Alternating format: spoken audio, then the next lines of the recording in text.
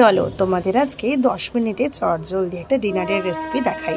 এখানে আমি ঘুগনি বানাচ্ছি।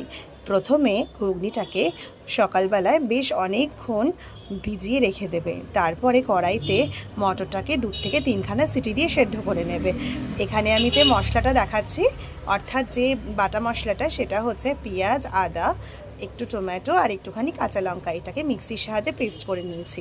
তারপরে কড়াইতে দিয়ে পেস্টটাকে দিয়ে এক এক করে আমি হলুদ গুঁড়ো, লঙ্কার গুঁড়ো, একটু জিরে গুঁড়ো আমি দিয়ে কষাতে থাকবো। সামান্য একটু জল দিয়ে নেবো যাতে নিচের তলাটা ধরে না যায়। এরপরে যখন তেল ছেড়ে আসবে তখন কি করব, মটরটাকে দিয়ে দেবো। হ্যাঁ এখানে না আমি যেটা দিলাম সেটা হচ্ছে চিনি। মটরটাকে দিয়ে নেওয়ার পরে তারপরে কিচ্ছু করতে হবে না। মটরে যেটুকুনি জল থাকবে, অবশিষ্ট জল, সেইটা দিয়েই করবে। এক্সট্রা করে জল অ্যাড করার কোনো দরকার নেই। এখানে আমার যে জলটা ছিল বাড়তি, আমি আর কোনো জল দিইনি। আর এখানে আমি একটু ভাজা মশলা দিয়ে দিয়েছিলাম। এটা ওই জিরে, ধনে আর একটু শুকনো লঙ্কাকে শুকনো খোলায় মানে নেড়ে চেড়ে আমি গুঁড়ো করে নিয়েছিলাম। ভাজা মশলাটা দেবে আর অবশ্যই একটুখানি ধনেপাতা দিয়ে নেবে। এইটা না একদম 10 মিনিট সময় লাগে রাত্রে ডিনারের জন্য। ভীষণ ভালো, একদম তাড়াতাড়ি হয়ে যাবে, বেশি সময়ও লাগবে না।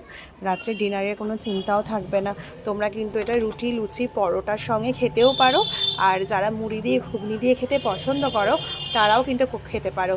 আর এটা কিন্তু একদমই রিচ ছিল না, একদমই হালকা তেল মশলার মধ্যে। আর বিশ্বাস করো খেতেও কিন্তু বেশ ভালো হয়েছিল। তোমরা সবাই বানাতে পারো, কিন্তু প্রত্যেকের রান্নার স্টাইল আলাদা। আমি এভাবে বানাই।